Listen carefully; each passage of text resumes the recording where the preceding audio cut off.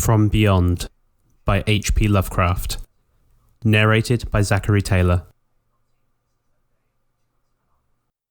Horrible beyond conception was the change which had taken place in my best friend Crawford Tillinghast.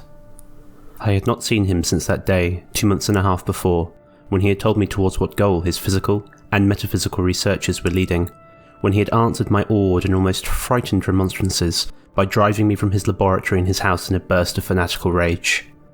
I had known that he now remained mostly shut in the attic laboratory with that accursed electrical machine, eating little and excluding even the servants, but I had not thought that a brief period of 10 weeks could so alter and disfigure any human creature.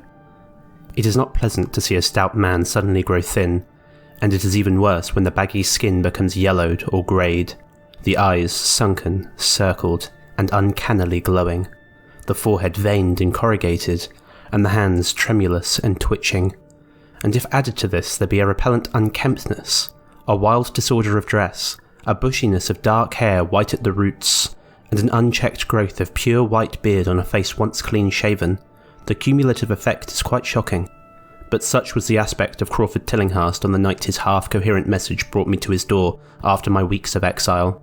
Such the spectre that trembled as it admitted me, candle in hand, and glanced furtively over its shoulder, as if fearful of unseen things in the ancient, lonely house set back from Benevolent Street. That Crawford Tillinghast should ever have studied science and philosophy was a mistake. These things should be left to the frigid and impersonal investigator, for they offer two equally tragic alternatives to the man of feeling and action: despair if he fail in his quest, and terrors unutterable and unimaginable if he succeed. Tillinghast had once been the prey of failure, solitary and melancholy, but now I knew, with nauseating fears of my own, that he was the prey of success. I had indeed warned him 10 weeks before, when he burst forth with his tale of what he felt himself about to discover. He had been flushed and excited then, talking in a high and unnatural, though always pedantic, voice. "What do we know," he had said, "of the world and the universe about us? Our means of receiving impressions are absurdly few, and our notions of surrounding objects infinitely narrow. We see things only as we are constructed to see them, and can gain no idea of their absolute nature. With 5 feeble senses we pretend to comprehend the boundlessly complex cosmos, yet other beings with a wider, stronger or different range of senses might not only see very differently the things we see, but might see and study whole worlds of matter, energy and life, which lie close at hand yet can never be detected with the senses we have. I have always believed that such strange, inaccessible worlds exist at our very elbows, and now I believe I have found a way to break down the barriers. I am not joking. Within 24 hours, that machine near the table will generate waves acting on unrecognized sense organs that exist in us as atrophied or rudimentary vestiges. Those waves will open up to us many vistas unknown to man, and several unknown to anything we consider organic life. We shall see that at which dogs howl in the dark, and that at which cats prick up their ears after midnight. We shall see these things, and other things which no breathing creature has yet seen. We shall overleap time, space, and dimensions, and without bodily motion, peer into the bottom of creation." When Tillinghast said these things, I remonstrated, for I knew him well enough to be frightened rather than amused, but he was a fanatic and drove me from the house. Now he was no less a fanatic, but his desire to speak had conquered his resentment, and he had written me imperatively in a hand I could scarcely recognise. As I entered the abode of the friend so suddenly metamorphosed to a shivering gargoyle, I became infected with the terror which seemed stalking in all the shadows. The words and beliefs expressed 10 weeks before seemed bodied forth in the darkness beyond the small circle of candlelight, and I sickened at the hollow, altered voice of my host. I wished the servants were about, and did not like it when he said that they had all left 3 days previously. It seemed strange that old Gregory at least should desert his master without telling as tried a friend as I. It was he who had given me all the information I had of Tillinghast after I was repulsed in rage. Yet I soon subordinated all my fears to my growing curiosity and fascination. Just what Crawford Tillinghast now wished of me I could only guess, but that he had some stupendous secret or discovery to impart I could not doubt. Before I had protested at his unnatural pryings into the unthinkable. Now that he had evidently succeeded to some degree, I almost shared his spirit, terrible though the cost of victory appeared. Up through the dark emptiness of the house, I followed the bobbing candle in the hand of this shaking parody-on man. The electricity seemed to be turned off, and when I asked my guide, he said it was for a definite reason. "It would be too much. I would not dare," he continued to mutter. I especially noted this new habit of muttering, for it was not like him to talk to himself. We entered the laboratory in the attic, and I observed that detestable electrical machine glowing with a sickly, sinister, violet luminosity. It was connected with a powerful chemical battery, but seemed to be receiving no current, for I recalled that in its experimental stage it had sputtered and purred when in action. In reply to my question, Tillinghast mumbled that this permanent glow was not electrical in any sense that I could understand. He now seated me near the machine, so that it was on my right, and turned a switch somewhere below the crowning cluster of glass bulbs. The usual sputtering began, turned to a whine, and terminated in a drone so soft as to suggest a return to silence. Meanwhile, the luminosity increased, waned again, then assumed a pale outre colour or blend of colours which I could neither place nor describe. Tillinghast had been watching me and noted my puzzled expression. "Do you know what that is?" he whispered. "That is ultraviolet." He chuckled oddly at my surprise. "You thought ultraviolet was invisible, and so it is. But you can see that, and many other invisible things now. Listen to me. The waves from that thing are waking 1,000 sleeping senses in us. Senses which we inherit from aeons of evolution, from the state of detached electrons to the state of organic humanity. I have seen truth, and I intend to show it to you. Do you wonder how it will seem? I will tell you."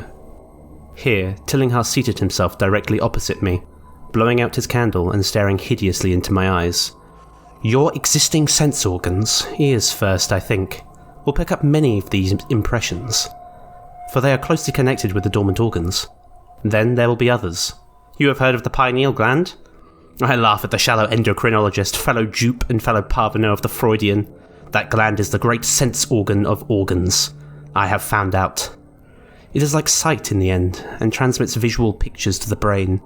If you are normal, that is the way you ought to get most of it. I mean, get most of the evidence from beyond." I looked about the immense attic room with the sloping south wall dimly lit by rays which the everyday eye cannot see. The far corners were all shadows, and the whole place took on a hazy unreality which obscured its nature and invited the imagination to symbolism and phantasm. During the interval that Tillinghast was silent, I fancied myself in some vast and incredible temple of long-dead gods. Some vague edifice of innumerable black stone columns reaching up from a floor of damp slabs to a cloudy height beyond the range of my vision. The picture was very vivid for a while, but gradually gave way to a more horrible conception, that of utter, absolute solitude in infinite, sightless, soundless space. There seemed to be a void and nothing more, and I felt a childish fear which prompted me to draw from my hip pocket the revolver I always carried after dark since the night I was held up in East Providence. Then, from the furthermost regions of remoteness, the sound softly glided into existence. It was infinitely faint, subtly vibrant, and unmistakably musical, but held a quality of surpassing wildness which made its impact feel like a delicate torture of my whole body.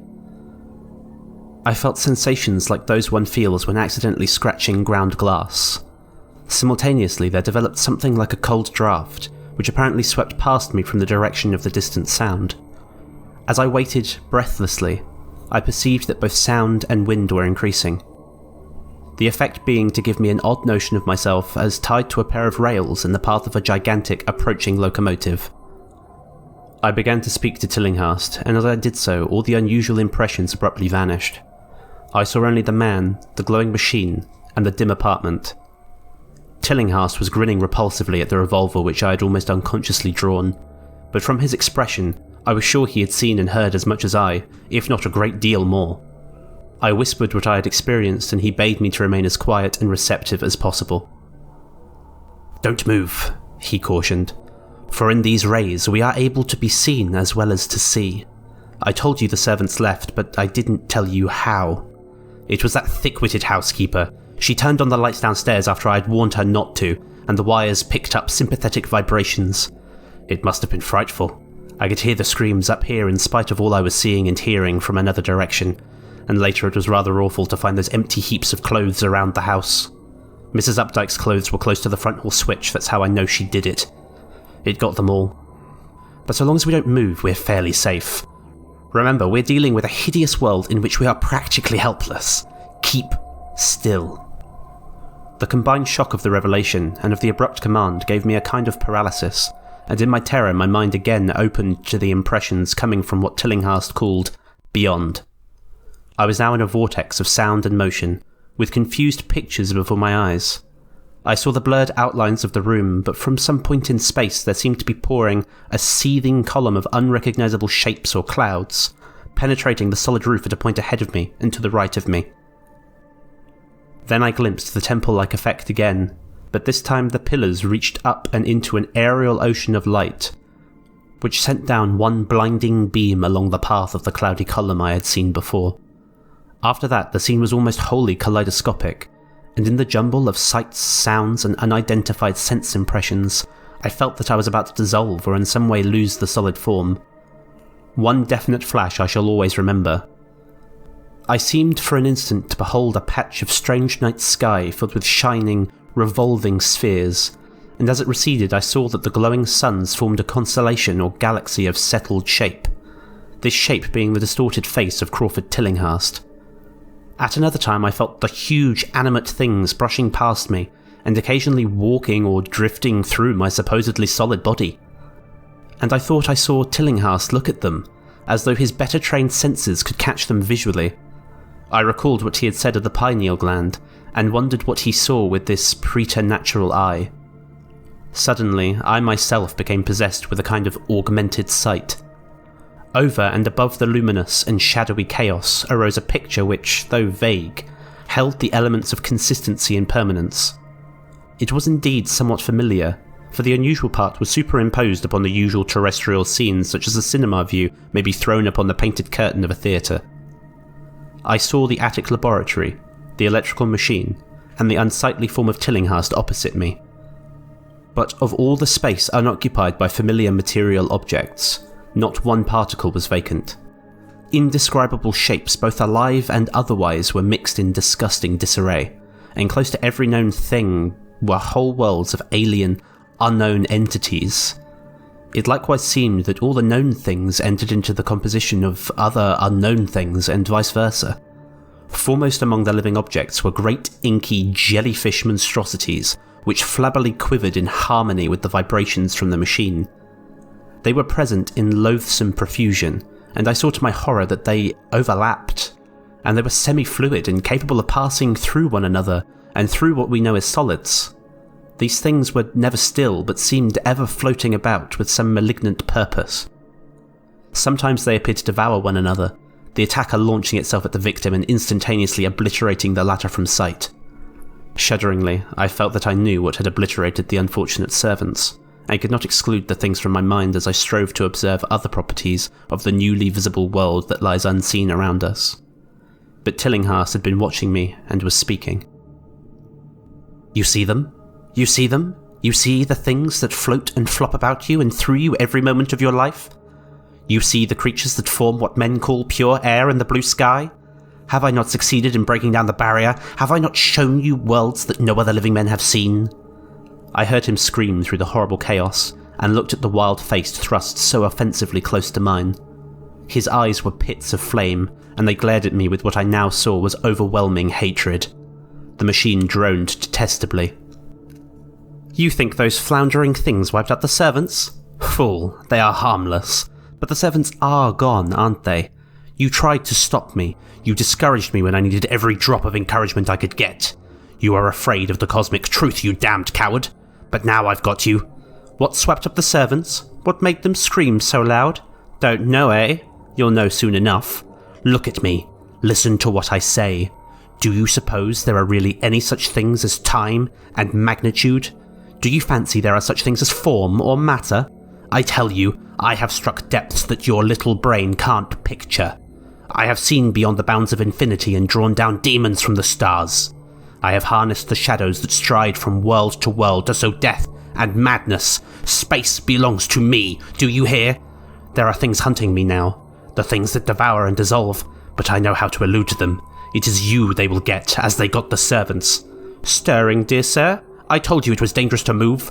I have saved you so far by telling you to keep still, saved you to see more sights and to listen to me. If you had moved, they would have been at you long ago. Don't worry, they won't hurt you. They didn't hurt the servants. It was seeing that made the poor devil scream so. My pets are not pretty, for they come out of places where aesthetic standards are very different. Disintegration is quite painless, I assure you, but I want you to see them. I almost saw them, but I knew how to stop. You are not curious? I always knew you were no scientist. Trembling, eh? Trembling with anxiety to see the ultimate things I have discovered? Why don't you move then? Tired? Well, don't worry, my friend, for they are coming. Look! Look, curse you, look! It's just over your left shoulder! What remains to be told is very brief, and may be familiar to you from the newspaper accounts. The police heard a shot in the old Tillinghast house and found us there, Tillinghast dead and me unconscious. They arrested me because the revolver was in my hand, but released me in 3 hours after they found it was apoplexy which had finished Tillinghast, and saw that my shot had been directed at the noxious machine which now lay hopelessly shattered on the laboratory floor. I did not tell very much of what I had seen, for I feared the coroner would be sceptical, but from the evasive outline I did give, the doctor told me that I had undoubtedly been hypnotised by the vindictive and homicidal madman. I wish I could believe that, Doctor. It would help my shaky nerves if I could dismiss what I now have to think of the air and the sky about and above me. I never feel alone or comfortable, and a hideous sense of pursuit sometimes comes chillingly on me when I am weary. What prevents me from believing the Doctor is this one simple fact, that the police never found the bodies of those servants who they say Crawford Tillinghast murdered.